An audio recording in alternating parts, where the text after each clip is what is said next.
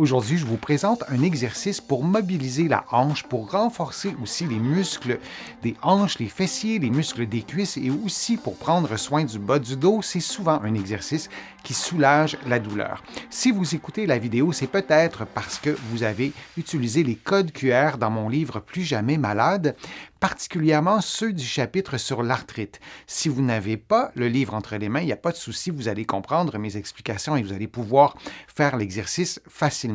Je vais vous montrer un peu de muscles, notamment les muscles fessiers et aussi les muscles des cuisses. Là, on a une vue postérieure. Ce sont des muscles puissants. Il y en a vraiment plusieurs muscles et il y en a aussi des tout petits qui sont situés à l'intérieur sous les muscles fessiers, notamment les gros muscles que vous venez de voir et aussi qui sont situés très très près de l'articulation de la hanche. Et ces muscles, on doit les stimuler, on doit les renforcer, on doit aussi mobiliser nos hanches dans ce plan de l'espace, le plan latéral sur le côté.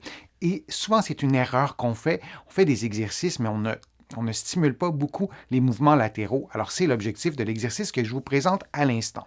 Il se fait coucher sur le côté, allongé sur le côté. Vous allez mettre un coussin, mettre des blocs sous la tête pour que vous ayez un bon alignement entre la tête et le tronc. Ça, c'est important. Et vous allez allonger les jambes. La jambe du bas, le genou doit être plié et la jambe du haut, le genou doit être tendu et idéalement la cheville à 90 degrés ou environ. Et le mouvement que vous devez faire, vous le voyez, c'est lever la jambe supérieure jusqu'à la limite de sa mobilité, puis vous revenez à la position de départ. Vous répétez 10 fois, puis ensuite vous inversez la position. C'est important de faire le mouvement dans l'amplitude complète, donc de lever suffisamment haut, mais ce n'est pas un mouvement si haut qu'on pourrait le penser. On ne souhaite pas voir la jambe levée à 90 degrés. La hanche ne peut pas faire ça dans cette position-là. Et vous allez le sentir que le mouvement a atteint sa limite, alors vous revenez lentement. Et c'est important de revenir lentement. On ne laisse pas sa jambe tomber. Ce n'est pas la gravité qui doit faire le travail, mais c'est bien vos muscles et notamment les muscles fessiers, notamment les petits muscles à l'intérieur des hanches, comme je vous le mentionnais. Et c'est important aussi de le faire relativement lentement pour laisser une petite chance à vos muscles de faire l'exercice. Et ensuite, vous pouvez prendre une pause et vous allez faire l'exercice de l'autre côté. J'ai activé un peu plus la vidéo, on a sauté un peu, donc vous faites l'exercice de l'autre côté, c'est important, et vous faites l'exercice de l'autre côté même si votre objectif principal, c'est de faire l'exercice parce que vous avez un problème X à la jambe droite, mais vous faites aussi l'exercice avec la jambe gauche, c'est important. Alors, c'est la même chose, évidemment, le même mouvement que vous allez faire le nombre de fois. Pour augmenter le niveau de difficulté, vous pouvez mettre un poids à la cheville et pour réduire le niveau de difficulté, c'est un peu plus compliqué de réduire le niveau de difficulté parce qu'on ne peut pas réduire le poids de notre jambe, mais vous pourriez temporairement plier le genou légèrement. Votre jambe sera moins longue d'une certaine façon et ça sera plus facile. Et dès que vous le pouvez, vous allez faire l'exercice, le genou tendu et la cheville à environ 90 degrés. Une des erreurs qu'on voit souvent, c'est qu'on fait le mouvement en se donnant un élan avec le bassin.